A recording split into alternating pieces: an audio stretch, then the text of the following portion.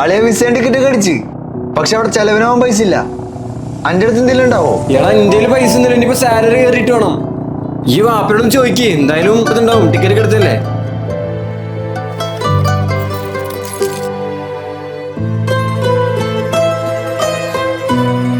അളിയാ കിട്ടും.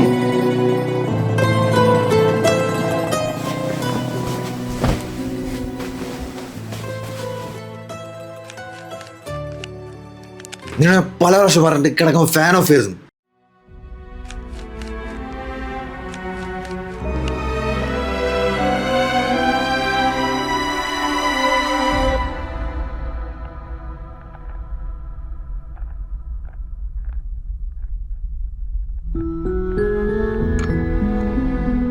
ഇന്ന് ഉമ്മാന്റെ ആണ്ടാണ്.